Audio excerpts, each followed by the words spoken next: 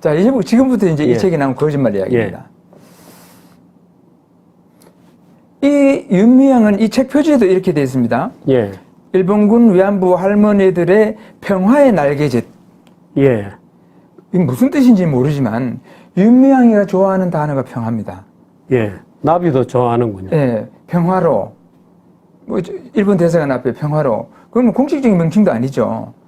그 다음에 평화비, 평화의 소녀상. 또 인권은 그렇게 강조합니다. 그렇지만 이것들은 모두 결국 갈등과 증오고 반인권입니다. 이 사람들이 하는. 제일 중요한 것은 국민들을 속이고 세계를 속인 겁니다, 지금. 그러면서 평화를 이야기합니다. 평화를 이야기했다는 것도 국민들을 속인 겁니다. 지금 일본 대사관 앞에서 존재하는 것은 갈등과 증오와 반목밖에 없습니다. 30년 동안 그렇게 되어 왔습니다. 자, 그런데 이 윤미향이 이 책에 보면 25년간의 수요일 32쪽에 보면 일제가 우리나라를 침략하고 어린 소녀들을 납치하여 성폭행했다는 사실은 이제 너무나 많이 알려진 사실입니다. 이런 식으로 씁니다. 일제가 하면 이 정의원 홈페이지는 일제를 일본군으로 명시를 해놨습니다. 일본군이 조선에 우리나라를 침략한 적이 있습니까? 침략하고. 참, 이거 정말 일제가 일본군이 어린 소녀들을 납치하여 성폭행했다. 어떻게 납치를 하죠?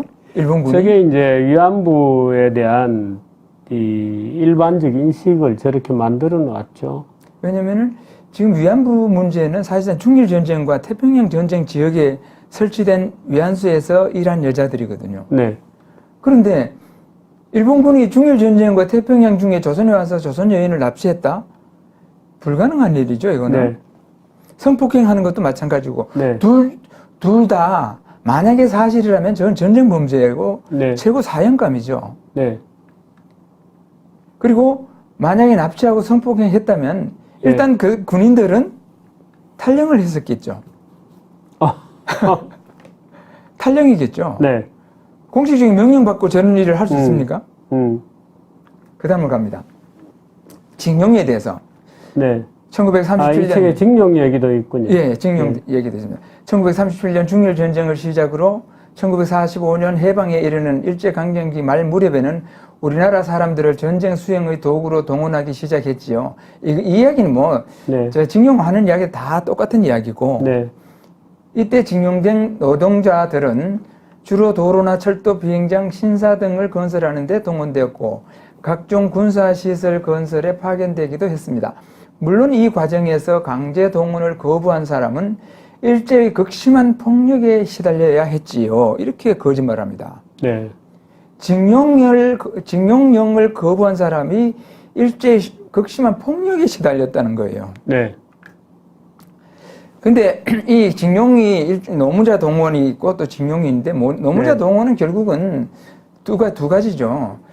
모집 및 관할선이 있고 또 이 방송에서도 여러 차례 했는데 또 징용이 있는데 그 징용은 이제 공식적으로 공권력에 의해서 노무자를 동원하는 건데 징용 이전에는 모집이나 관할선이었죠. 그렇다고 해서 징용이 실시되고부터 모집이나 관할선이 없었느냐? 그것도 아니거든요.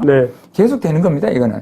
징용은 징용대로, 모집 관할선은 또 관할선대로. 아니, 모집 관할선 징용 시기에도 끊임없이 배 타고 일본에 취업하러 70만 명이 넘는 사람들이 간 거 아닙니까? 근데 징용에 대한 오해가 무차별적인 인력 징발책이라고 이해를 하고 있습니다, 일단 징용을. 그 다음에 무임금 노동력 차치라고 그렇게 선전하고 있죠.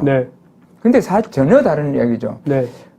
과연 무차별적 인력 징발책이냐? 징용이라는 것은 그 무차별적인 인력을 징발하는 게 아니고 노무조정정책입니다, 이게. 노무조정정책.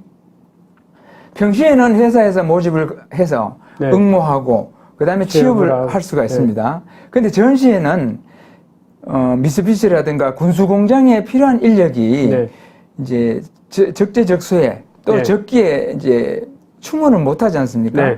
그렇기 때문에 이 징용을 해서 국민직업능력신고령을 발동을 해서 네. 자기가 갖고 있는 기술을 갖고 난 무슨 기술을 갖고 있다. 전기다, 무슨 철공이다, 무슨 그걸 신고를 미리 네. 합니다. 그러면은 국민 등록을 마치면은 그 데이터베이스를 가지고 이제 너는 네. 평소에는 네가 가고 싶은 데 가지만 네. 전시니까 너는 네. 전기 기술이니까 어디로 취업해. 네. 이게 강제 취업을 시켜주는 거거든요. 네. 이게 바로 노무 조정 정책입니다. 네.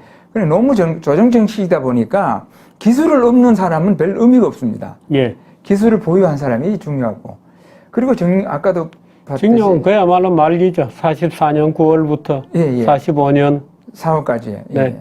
요 뭐 기간이 그렇게 그러니까 길지 않죠. 9, 10, 11, 7개월 12, 정도죠. 8개월 정도 됐군요. 7, 8개월 정도 됐죠. 네. 예. 그리고 모집과 알선은 또 계속 되는 겁니다. 네. 그 중에서도. 네. 그 다음에 노무자 모집을 보면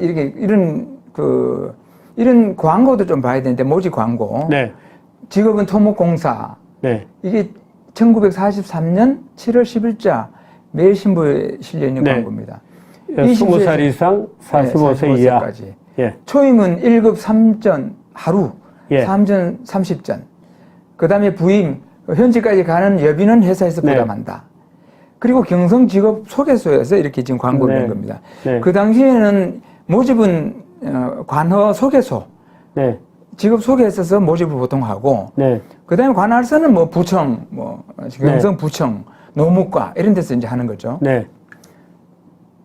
그리고 뭐 그 외에도 나가사키 항운 산업전사 모집. 긴급 모집이군요. 예. 예. 산업전사 긴급 이때는 인력이 많이 필요했습니다. 네. 근데 또 조선에 또 인력이 필요한 사람은 정작 없는 거죠. 네. 배운 게 없다 보니까. 예, 예. 그러니까 기술이 있는 사람을 찾기 위해서 이런 광고를 계속 내는 겁니다. 네. 여기도 보면 대전직업소개소, 네. 그 다음에 청진직업소개소, 네. 이런 식으로 이제 직업소개소에서 주로 이 일을 하고, 네. 여기서는 소개료를 요즘에 이제 부동산처럼 네. 소개료를 이제 수수료를 받죠. 그런데 경성직업 소개소 자체는 한국인이 경영하던 곳입니까? 조선인도 있고 일본인도 있고. 네, 주인은 누구였던가요? 아니 그건 지금 밝혀진 소개하는 회사, 민간의 회사인 거죠? 소개하는 거죠. 네.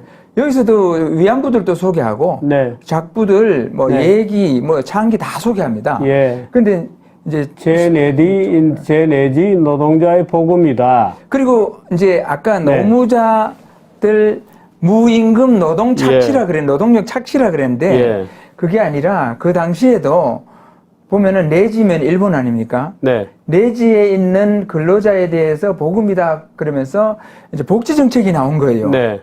그럼 뭐냐면은 가족수당, 별거수당. 가족수당. 네. 그러면 일본에 조선 가족들이 다 가 있는 경우는 네. 가족수당을 줍니다. 네. 그 다음에 다 가지 않고 혼자 가 있는 경우에는 별거수당을 주고. 네. 그 다음에 여기 보면은 또 노무 관리를 개선하겠다. 네. 이런 것까지 이제 노무 네. 조건은 굉장히 노무 복지를 네. 신경을 많이 쓴 거죠. 네. 조선에서는 이것은 사실상 상상할 수 없는 일이죠. 네. 이게 징용에도 마찬가지 적용이 되는 거죠. 아니, 사실은 모집 알선이 시작되기 전부터 뭐 수많은 사람들이 밀항을 해서라도 일본으로 취업하겠다고 엄청난 그 흐름이 있었거든요. 그럼요. 일본에서는 뭐 항구를 개설한다든가 네. 공장 짓는다 그러면 사람이 필요하니까 네. 부산항을 통해서 수없이 밀려가고 네. 일본에서는 못 들어오게 하고 네. 그랬었죠. 이렇게 해서 일본에서는 무임금 그다음에 그 노동력 착취가 아니라 네. 이런 복지 정책을 썼다는 거죠. 이렇게. 네. 그럼 거짓말이죠. 아까 그것도 전부 다. 네. 그다음에 징용에 대해서 윤미향은 뭐라 했냐면 아까 네. 그랬죠. 물론 이 과정에서 강제 동원을 거부한 사람은 일제의 극심한 폭력에 시달려야 했지요. 네. 이렇게 거짓말을 뻔뻔스럽게 합니다. 네. 이거는 이제 징용이겠죠, 물론. 네. 징용이라고 하더라도 취업 회사를 관해서 네. 강제로 배정을 해주는 것 외에 네. 봉급받는다든가 네. 이런 복지라든가 다 똑같습니다. 네. 봉급은 오히려 더 받을 수도 있고. 네. 그리고 중요한 것은 위안부도 그렇고 어느 것도 그렇지만은 모든 공권력의 행사는 문서에 의해서 이루어지지 네. 사람이 돌아다니면서 골고루 쫓아다니면서 끌고 가지는 않는다는 네. 거죠. 요즘도 군에 가면은 네. 언제 소집 영장 보내면은 네. 언제 몇 시까지 어디로 오라 그러지 군인들이 와서 끌고 갑니까? 네. 이 당시에도 군인들이 끌고 가거나 경찰이 끌고 가는 거나 범죄자 아니면 그럴 일이 없습니다. 네.